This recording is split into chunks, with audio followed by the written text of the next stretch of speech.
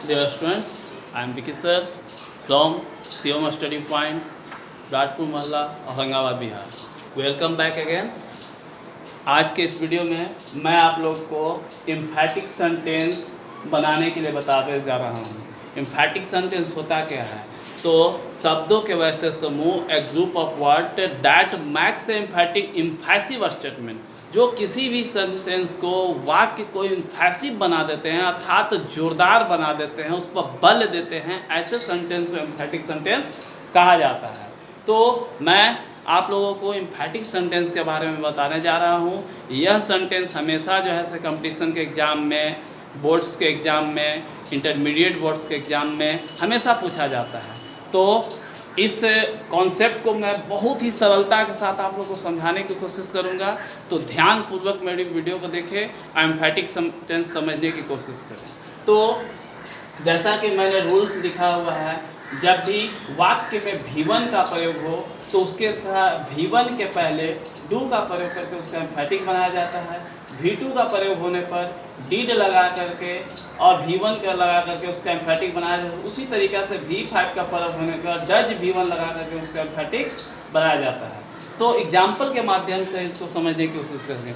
V1 का प्रयोग किस सेंटेंस में होता है? हम लोग सभी प्रेजेंट इंडेफिनिट्स के बारे में अवगत होंगे। प्रेजेंट इंडेफिनिट में आई, यू, वी, दे और प्लूरल नंबर के साथ वर्ब का पहला रूप सदैव प्रयुक्त होता है, और इसी पहला रूप को जो है से हम लोग एम्फैटिक में टर्न करेंगे। एम्फैटिक sentence mostly present indefinite, past indefinite और फ्यूचर इंडेफिनिट टेंस से कंसर्निंग होता है।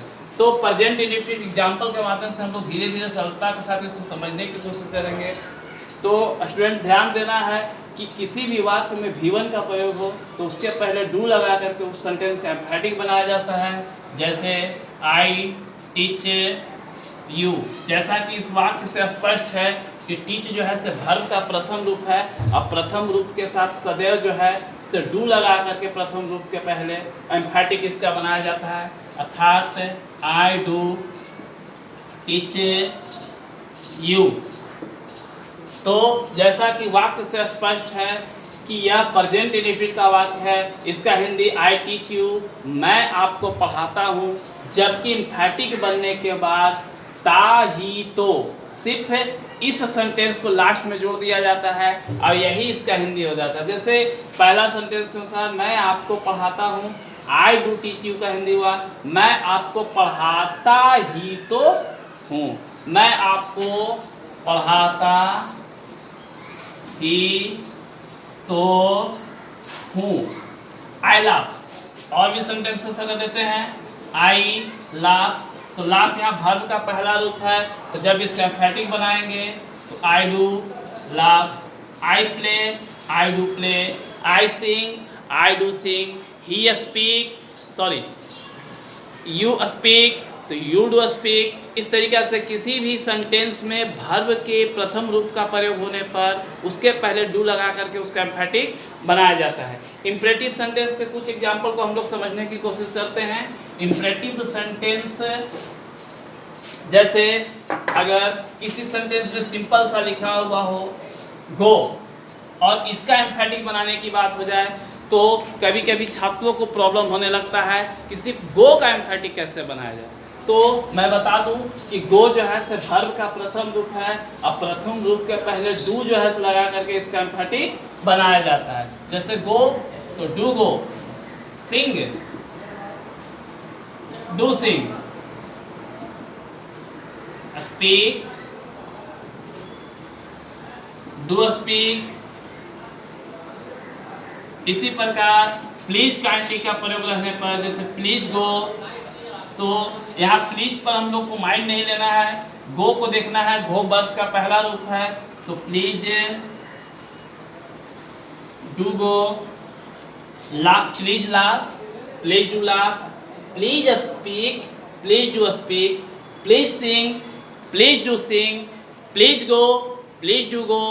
प्लीज कुक फूड, तो प्लीज डू कुक फूड। तो इस तरीके से इम्परेटिव सेंटेंस जो है, एम्फैटिक सेंटेंस जो है V1 के पहले डू लगा करके इसका एम्फैटिक जो है से बनाया जा सकता है, चाहे वह किसी भी रूप में हो, प्रेजेंट इंडेफिनिट फॉर्म में हो या फिर जो है इम्परेटिव सेंटेंस के रूप में हो।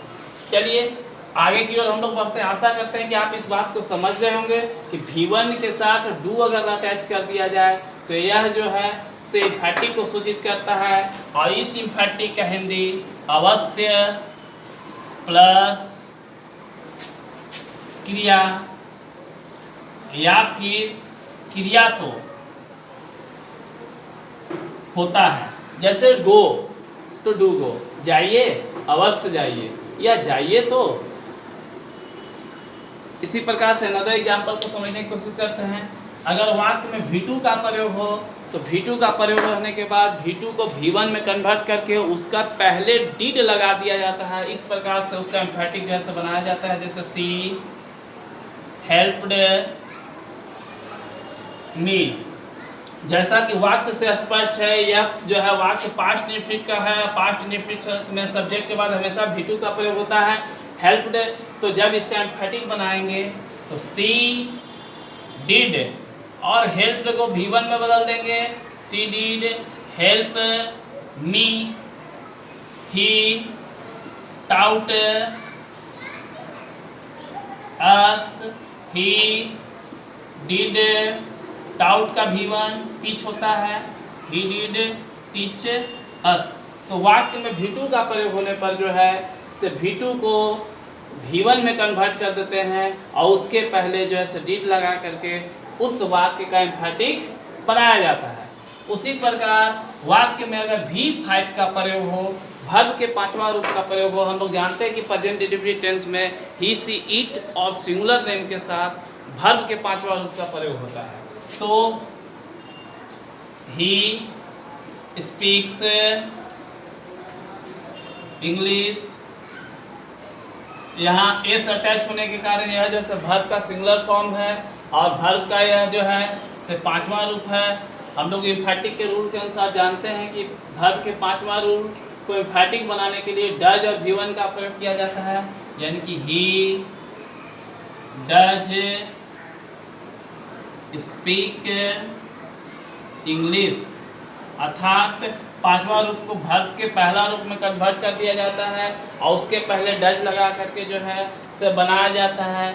सी सिंग्स ए सॉन्ग, तो इस सेंटेंस का emphatic she does sing a song. He laughs on me, तो he does laugh on me, ही।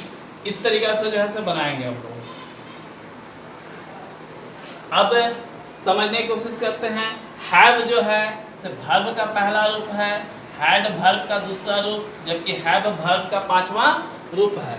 तो ऊपर लिखे रूल के अनुसार अगर पहला रूप का प्रयोग हो तो उसके पहले डू, दूसरा रूप का प्रयोग हो तो डीड, और पांचवा रूप का प्रयोग हो तो डज लगा करके उसका एम्फैटिक बनाया जाता है। देखते हैं एग्जाम्पल के माध्यम से। आई हैव ए पेन, तो जैसा कि हम लोग सभी जानते हैं हैव जो है से वर्ब का प्रथम रूप है। प्रथम रूप का एम्फैटिक बनाने के लिए उसके पहले डू हैव, क्योंकि पहला रूप लिखा जाता है, तो I do have a pen. Hindi समझने की कोशिश करते हैं। आई हैव ए पेन, मेरे पास एक कलम है। I do have a pen, मेरे पास एक कलम तो है, मेरे पास एक कलम तो है। इस तरीक़ा से हैड का प्रयोग रहने पर, जैसे ही हैड ए रिंग, उसके पास एक अंगूठी थी, तो ही डिड हैड, चूंकि वर्ब का दूसरा रूप है और इसका पहला रूप हैव होता है, तो हैव के पहले डिड लगा दिया जाएगा, तो he did have a ring. अगर इसी प्रकार से हैज का प्रयोग हो, सी हैज ए डॉल, उसके पास एक गुड़िया है, तो सी डज हैव ए डॉल। तो इस तरीक़ा से अनदर सेंटेंस पे एग्जाम्पल लेकर के हम लोग बना सकते हैं। आई हैव ए रिंग, मेरे पास एक अंगूठी है। I do have a ring, I have a book, I do have a book.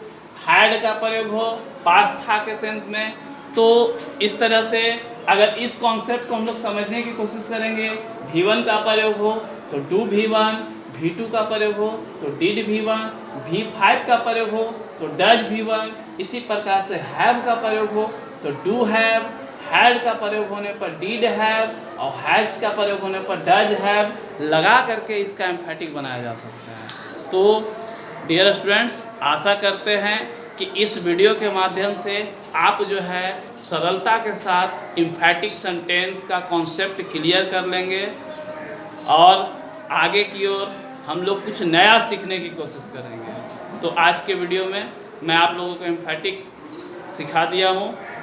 आगे इन अदर वीडियो में मैं आप लोगों को और कुछ सिखाने की कोशिश करूँगा। धन्यवाद।